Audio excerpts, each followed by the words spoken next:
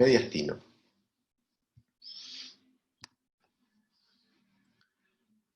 Todos conocen el mediastino, dónde está ubicado, en la región central del tórax, limitado por ambos pulmones en sentido lateral, y se extiende desde la base del cuello hasta el diafragma.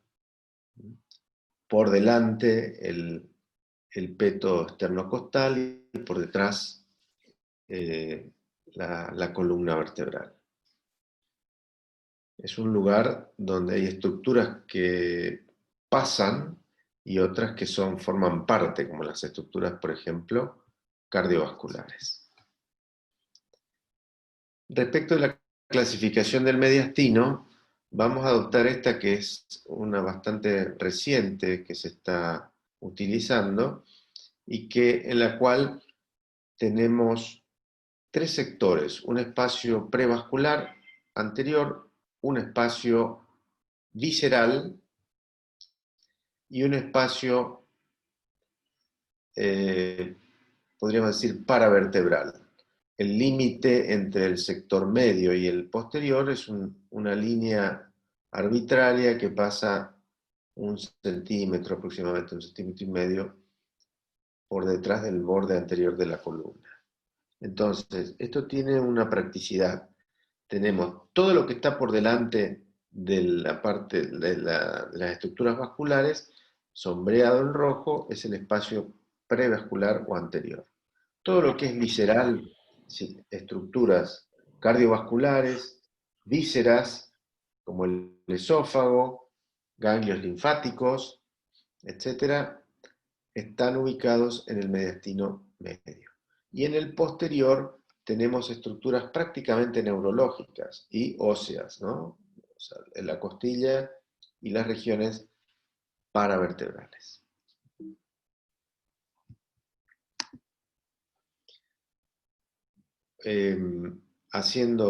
Repitiendo lo que ya mencionamos recién, el espacio anterior o prevascular, acá están los límites, ¿qué contiene? Contiene el timo, grasa, ganglios linfáticos, y bueno, la única estructura que pasa por delante es el tronco venoso brachiocefálico. El espacio visceral, bueno, obviamente siempre va desde la base del cuello hasta el diafragma. Bien, estructuras no vasculares como la tráquea, o sea, vía aérea, esófago, ganglios linfáticos. Estructuras vasculares, corazón, grandes vasos, pericardio, arterias pulmonares. Y el mediastino posterior tiene tejidos blandos paravertebrales y estructuras del sistema nervioso. Acuérdense que las cadenas simpáticas van paralelas a los cuerpos vertebrales, sistema nervioso neurovegetativo. Y después en la estratificación del mediastino generalmente se divide el superior por una línea que pasa por el arco aórtico y el resto hacia abajo. Había una división inferior, pero la verdad es que no tiene mucha utilidad práctica. En cambio, la división del mediastino superior y el resto, con respecto al resto, sí es práctica porque ahí tenemos tiroides, por ejemplo, tenemos algunas estructuras ganglionares que pueden valer la pena diferenciarlas del resto. Acá tenemos 3 cortes tomográficos, uno a nivel del callado, otro a nivel de la arteria pulmonar izquierda y otro a nivel de la aurícula izquierda, donde se ven la sombra de los colorcitos que mencionábamos: prevascular, visceral y paravertebral. Prevascular, visceral, fíjense que está en la tráquea, el esófago, la aorta descendente, y la parte amarilla corresponde a la parte de tejidos blandos en regiones paravertebrales. Lo mismo acá. Acá vean que lo que está sombreado es prácticamente todo lo que es pericardio o grasa, sería la grasa epicárdica. Todo el tejido graso muy finito que está por delante del pericardio o por fuera del pericardio. Muy bien. En base a esta clasificación nos permite eh, predecir qué origen tienen las distintas masas mediastinales. Entonces, en el mediastino anterior vamos a tener tiroides, timo, tumores de células germinales, que los englobamos como teratomas, o síndromes linfoproliferativos. Acá vemos un ejemplo de una radiografía, las radiografías de los niños y los bebés, sobre todo los bebés, que tienen un timo bastante prominente, hiperplásico, y que se puede ver de esta manera, ¿sí? Hay varios signos, el signo de la vela, acá también se ve. Entonces, en los pacientes pediátricos decimos silueta cardiotímica, porque englobamos todo. Esta está un poquito rotada, por eso también simula que está más ensanchado de un lado que del otro. Podemos ver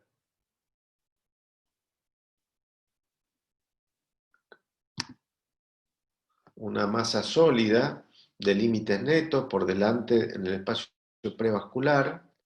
Esta es la aorta,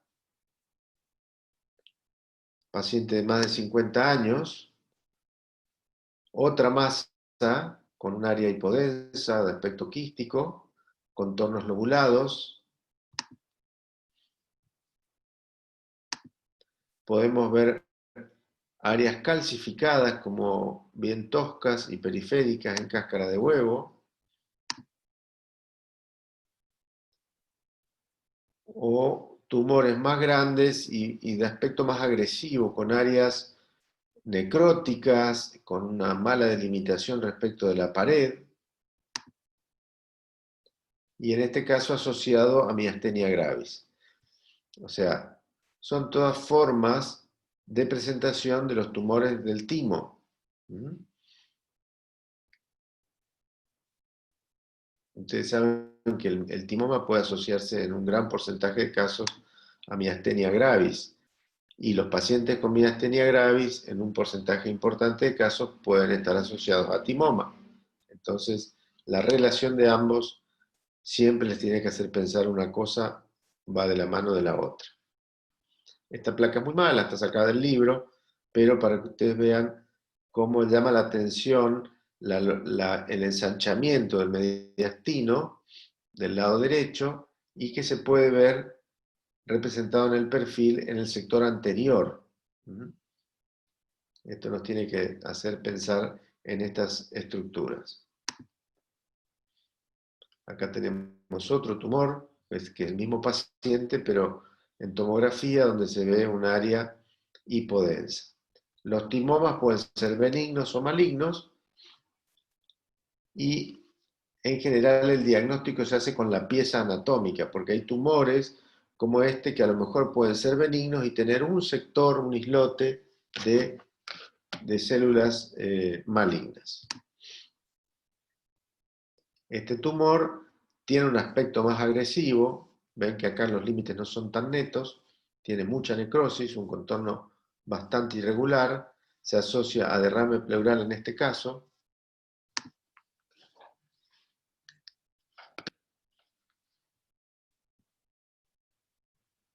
Tiene un límite, digamos, prácticamente no hay un plano de declivaje con las estructuras vasculares, puede estar adherido o invadiendo. Estos son signos de, podríamos decir, de probable agresividad del tumor. Acá tenemos dos radiografías. Vamos a ver esta, que es una radiografía normal, donde se ven bien los cilios, la línea paratraqueal derecha, la vena ácigos, bronquio fuente derecho, bronquio fuente izquierdo, el hilo izquierdo un poquito más alto que el derecho, borde derecho cardíaco, borde ventricular, la almohadilla grasa epicárdica del seno cardiofrénico, el borde derecho formado por la vena cava superior acá, muy tenue, y en el borde izquierdo tenemos subclavia, botón aórtico, arco medio. Eso acá está borrado. esta banda paratraqueal está engrosada y de este lado se perdió el límite normal de los 3 arcos. Este ensanchamiento, señalado por las cabezas de flecha, corresponde, una de las posibilidades es a un linfoma. Así se ven los conglomerados ganglionares que forman los linfomas. Y aquí es donde se puede ver en la reconstrucción de la tomografía computada en corte coronal y corte sagital, cómo en los grupos ganglionares que yo le decía, el 2 y 4R, que son ganglios chiquititos, acá están totalmente involucrados, lo mismo que los subcarinales, acá por delante y por detrás de la tráquea.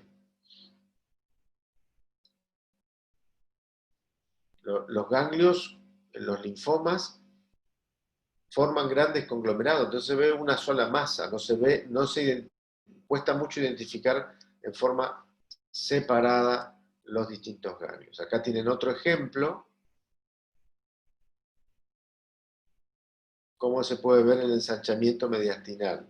Siempre tendencia a la región mediastinal superior.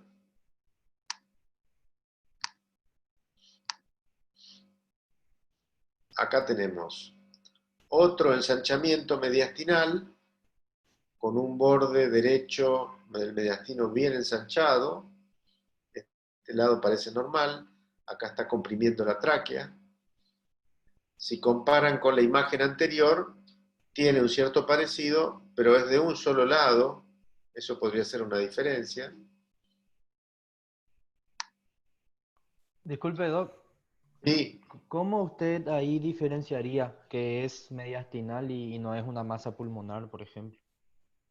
bueno, primero tengo que ver si esto puede ser una imagen anterior o posterior, ¿no? Como veo que se termina en la base del cuello, hay un signo que se llama cérvico-torácico, en el cual, si se pierde en el cuello, quiere decir que la masa es anterior. Lo otro es que tiene un ángulo, digamos, muy obtuso con respecto al... Acá es un ángulo obtuso, acá es un ángulo prácticamente recto, y pareciera ser que esto viene desde el mediastino hacia afuera. No tiene la forma de una masa que está enteramente en el pulmón.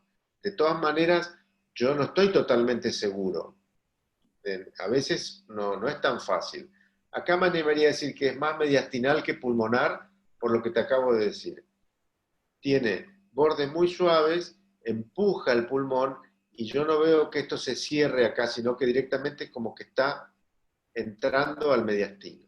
Esa sería una forma. A donde quería llegar es que al hacer la tomografía de esta lesión, claramente se ve que la lesión no está solamente del borde del lado derecho del mediastino, sino que se extiende hacia la región central y pasa hacia el otro lado, rodeando la tráquea, y está comprimida, tal cual se ve acá. ¿Se entiende? Entonces, esto que tiene algunas calcificaciones y otras áreas de hipodensa, y por esta densidad corresponde a la glándula tiroides, o sea que es un bocio. Cuando crece dentro del tórax se llama bocio endotorácico. ¿Sí? Entonces, eh, no sé si contesta tu pregunta. A veces nos van a presentar lesiones que no es tan fácil decir si está dentro del pulmón o está en el mediastino, si está en el pulmón o en la pared torácica. Eso lo vimos también en las primeras clases. En este Sí, sí. caso, la sensación que da es que viene desde el mediastino hacia afuera. Y la corroboración nos da la tomografía computada.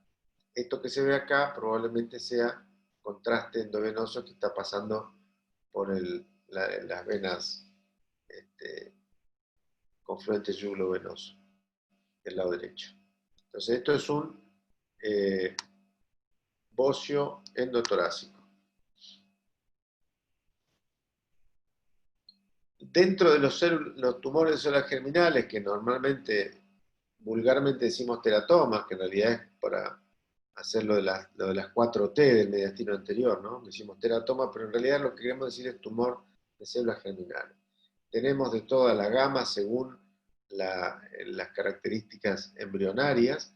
Pueden ser tumores seminomatosos o no seminomatosos, carcinoma embrionario, o los teratomas maduros, que son los benignos habitualmente, que tienen grasa, pelo, dientes, pueden tener derivados de las 3 capas embrionarias.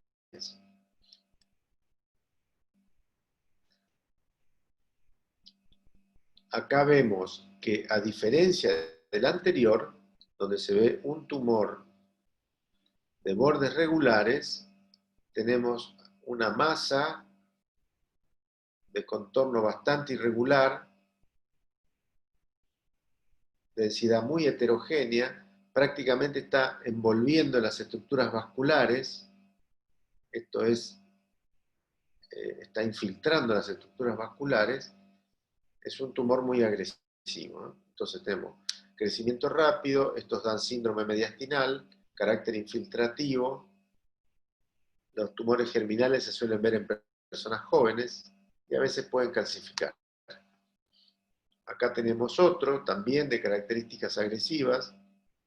Les mostré algunos timomas de características agresivas y acá les estoy mostrando tumores de células germinales. Los dos son muy parecidos, mediastino anterior.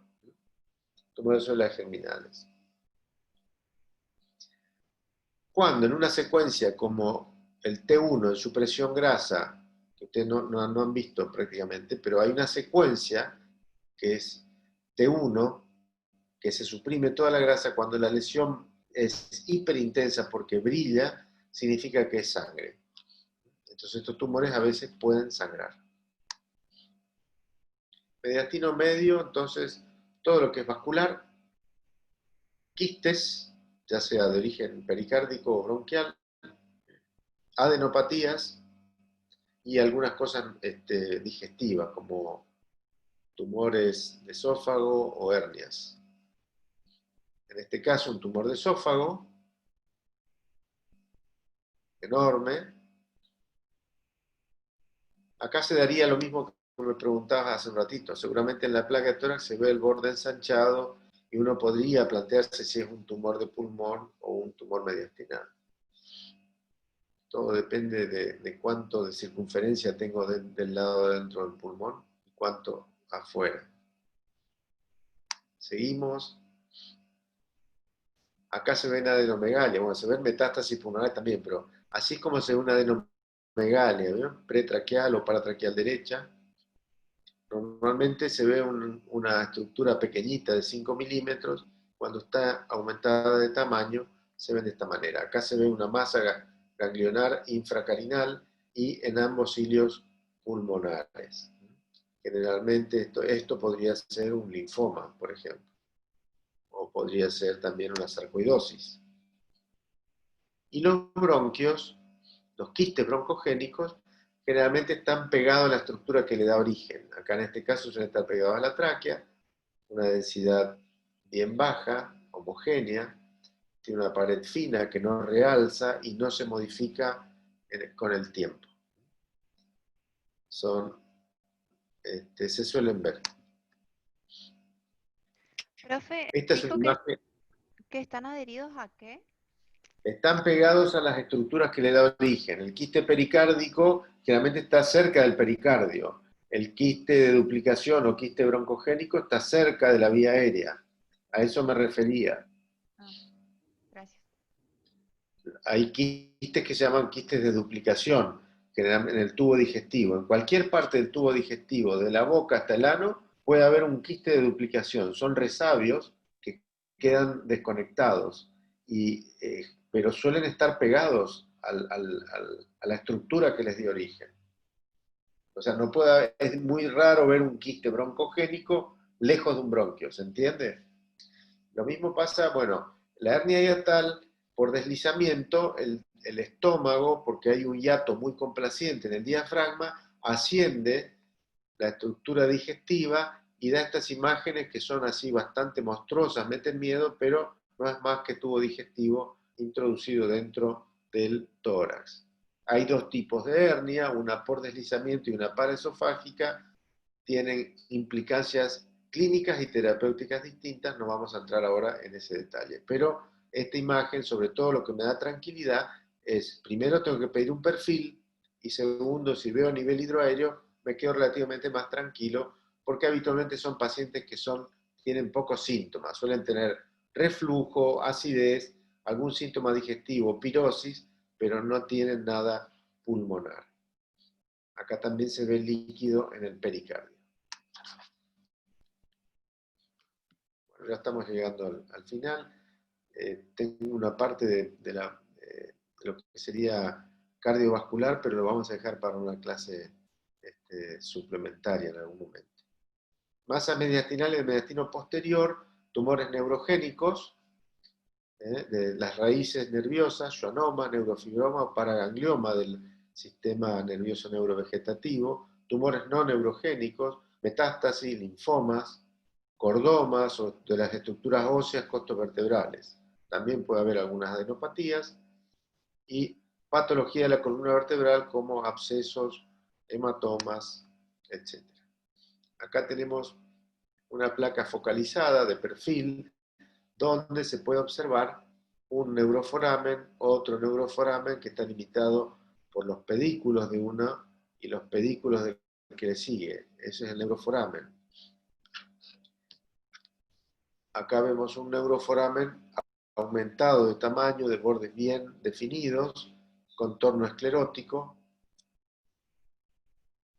Está agrandado por una formación hipodensa que se mete dentro del canal, que tiene bordes bien regulares, un comportamiento que hace pensar en un crecimiento lento y progresivo, y esto es muy característico de los schwannomas, de las raíces periféricas. Otras veces tenemos tumores muy agresivos, como los neuroblastomas en edad pediátrica sobre todo, que pueden tener localización paravertebral, como en estos casos, asociarse a derrame pleural, son tumores muy agresivos y pueden extenderse en varios segmentos vertebrales, como en este caso. Acá vemos lo mismo, se extiende hacia el retroperitoneo y se mete en los tejidos blandos paraespinales. La tuberculosis vertebral